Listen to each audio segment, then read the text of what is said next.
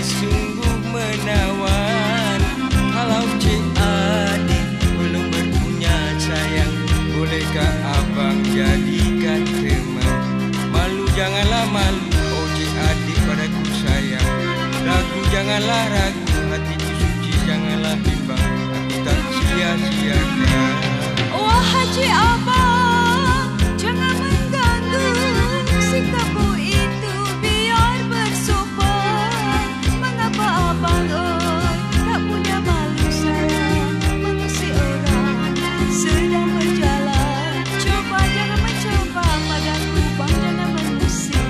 Marah belum ku marah, baik lekas cik abang balik sebelum darahku naik.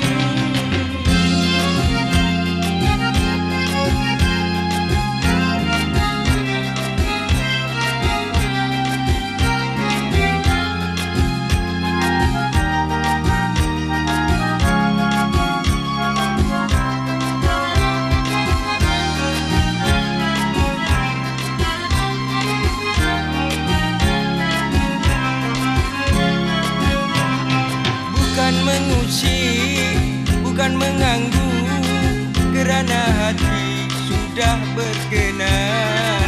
Besarlah sungguh hasrat hatiku padamu sayang, ingin meminang.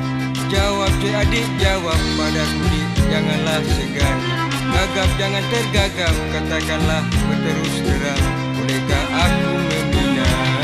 Kalau begitu hasrat di hati, mari berjumpa ayah dan bunda. Di sana tempat utus bicara bang oi, untuk menentu hidup bersama. Sangka tak kusangka usik mengusik bawa bang dia. Kata jangan mengata, mari kita pergi segera agar tak panjang sekitar.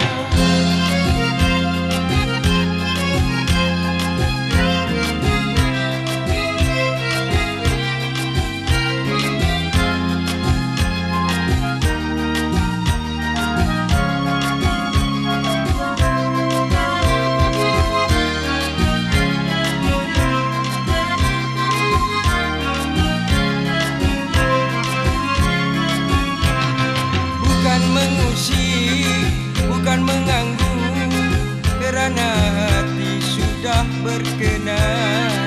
Besarlah sungguh hasrat hatiku padamu sayang, ingin meminang.